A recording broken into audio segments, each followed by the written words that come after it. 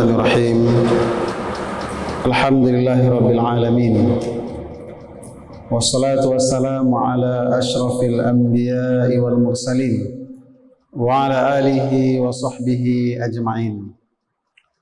Ashhadu an la ilaha illallah wa ashhadu anna Muhammadan abduhu wa rasuluh. Nabil Mustafa Muhammadin sallallahu alaihi wasallam.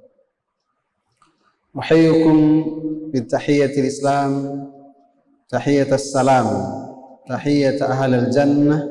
Assalamualaikum warahmatullahi wabarakatuh.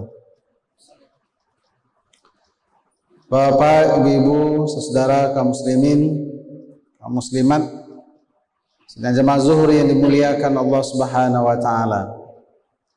Setelah kita memuji bersyukur kehadiratnya, kita juga bermohon berdoa agar salawat dan salam kita disampaikan kepada junjungan kita yakni Nabi besar Muhammad sallallahu alaihi wasallam. Bapak Ibu hadirin hadirat yang berbahagia, ada beberapa ayat menjelaskan tentang definisi dari keluarga. Ada beberapa firman Allah Subhanahu wa taala menegaskan ada kewajiban kita sebagai kepala keluarga untuk betul-betul serius, betul sungguh-sungguh memperhatikan masa depan keluarga kita.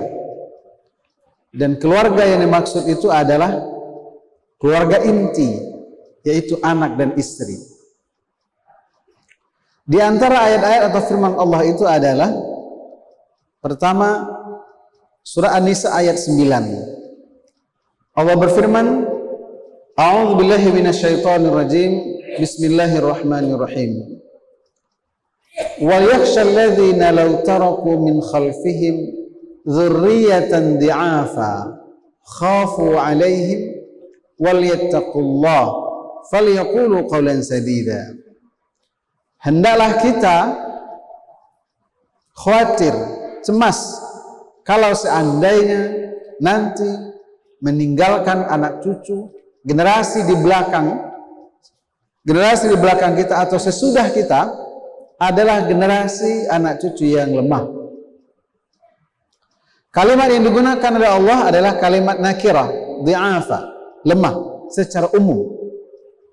Oleh ulama tafsir dikatakan lemah itu bisa maknanya lemah akidahnya, lemah ekonominya, bahkan juga lemah fisiknya. Dan anak cucu atau generasi yang di belakang kita itu tentu berawal dari anak dan istri kita. Kemudian dalam surah At-Tahrim ayat 6 Allah lebih menegaskan kewajiban, keharusan kita sebagai kepala keluarga untuk memastikan anak istri kita bukan menjadi generasi yang lemah, bukan menjadi generasi yang jauh dari Allah Subhanahu wa taala, tapi generasi yang taat, patuh dalam pengabdian kepada Allah Subhanahu wa taala. Sehingga Allah mewanti-wanti agar kita memastikan serius bekerja, berbuat, mendidik, membina anak dan istri kita atau keluarga kita. Allah berfirman, Ya ayyuhalladzina amanu qu anfusakum wa ahlikum nara. Wajib hukumnya bagi kepala keluarga untuk memastikan anak dan istrinya juga dalam ketaatan, karena pertanggungjawabannya bukan pertanggungjawaban dunia saja, tapi juga pertanggungjawaban akhirat. Ketika keluarga inti kita, anak dan istri, melakukan ketaatan, akan ada imbas kepada kita sebagai kepala keluarga. Sebagaimana ketika mereka berbuat dosa atau kesalahan, maka pertanggungjawabannya setelah mereka, kita juga termasuk orang yang diminta pertanggungjawabannya di akhirat. Makanya Allah katakan, Qu anfusakum wa ahlikum nar. Perintahnya wajib untuk memastikan anak dan istri kita selamat dari neraka Allah Subhanahu wa taala, selamat dari azab Allah Subhanahu wa taala. Bagaimana mereka bisa selamat dari azab neraka Allah nanti di akhirat? Dipastikan mereka di dunia ini adalah menjadi anak-anak yang soleh, menjadi anak-anak yang taat, menjadi anak-anak yang mengerti dengan Allah dan Rasulnya, memahami Allah dan Rasulnya, memahami syariatnya, dan tentu pada akhirnya juga menjalankan syariat itu. Bapak Ibu hadirin hadirat yang berbahagia, tetapi dalam surat Hud ayat 45 ada penjelasan Allah yang awalnya menceritakan tentang cerita Nabi Nuh, memberikan pengertian kepada kita bahwa memang ternyata yang dikatakan keluarga inti adalah mereka yang memang seakidah dengan kita. Ketika Nabi Nuh mengadu kepada Allah Subhanahu wa taala, Allah berfirman, "Wa nada Nuhu rabbah faqala rabbi inna ibni min ahli wa inna wa'dakal haqq wa anta ahkamul hakimin." Ketika banjir besar itu terjadi dan anak Nabi Nuh Kan'an hampir tenggelam, bahkan sebenarnya sudah tenggelam,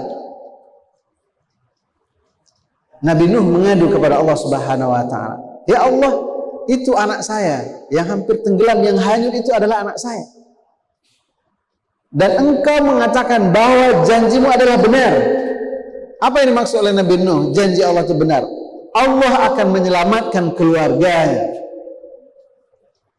Dan itu yang diminta oleh Nabi Nuh, agar Allah berkenan menyelamatkan anaknya. Tetapi jawaban Allah Subhanahu wa taala, dan ini yang perlu kita garis bawahi, qala ya Nuh innahu laysa min ahlik. Allah berfirman, wahai Nuh, betul secara biologis itu adalah anakmu, Kanan itu adalah anakmu, yang hanyut atau tenggelam itu adalah anakmu. Tetapi innahu laysa min ahlik, dia sesungguhnya bukan bagian dari keluargamu. Pasti kita akan bertanya, kenapa begitu penjelasan Allah? Padahal definitif, sangat pasti Kanan itu adalah anak dari binti Nuh alaihissalam.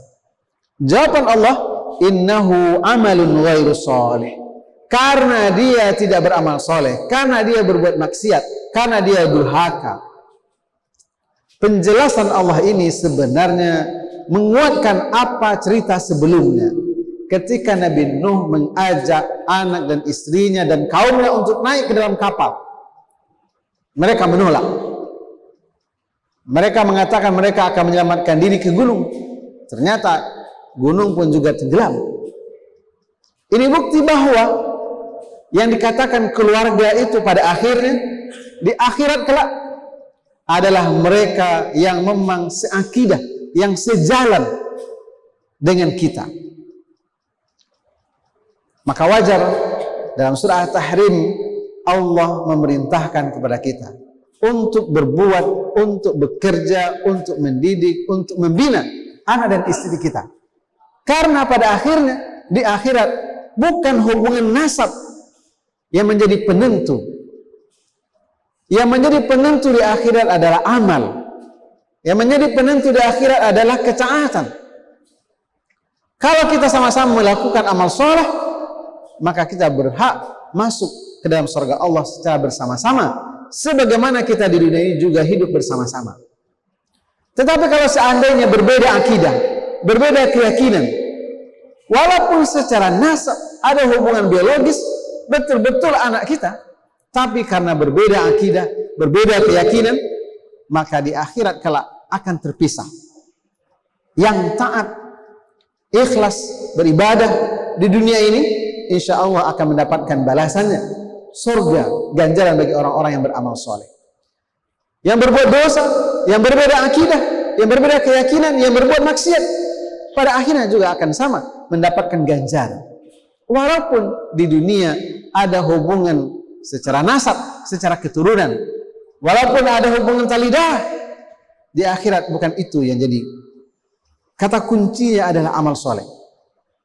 Dan ini berlaku untuk semua kita. Jangankan kita manusia biasa, para nabi dan rasul saja tidak bisa, tidak bisa meminta permohonan kepada Allah ketika memang syarat itu tidak terpenuhi. Apa kurangnya Nabi Nuh? Nabi, kategorinya adalah Nabi ulul azmi, tapi dia tidak bisa menyelamatkan anaknya. Kenapa? Karena berbeda akidah, karena berbeda keyakinan. Apa kurangnya Nabi Muhammad sallallahu alaihi wasallam? Tetapi dia tidak bisa menyelamatkan pamannya. Kenapa? Karena berbeda akidah, karena berbeda keyakinan. Sebagaimana apa bedanya Nabi Ibrahim alaihissalam tidak bisa meminta permohonan, pertolongan kepada Allah untuk menyelamatkan ayahnya. Sekali lagi sama, karena berbeda akidah, karena berbeda keyakinan. Oleh karenanya sekali lagi, kita harus pastikan anak dan istri kita adalah anak dan istri yang seakidah, yang sejalan dengan kita. Sehingga insya Allah, sekali lagi, sebagaimana kita di dunia ini merasakan kebersamaan, ada rasa bahagia karena hidup bersama, senasib sepenanggungan, maka insya Allah di akhirat juga sama-sama akan masuk surga Allah ketika akidah kita sama, ketika keyakinan kita sama. Billahi taufiq wal hidayah. Assalamualaikum warahmatullahi wabarakatuh.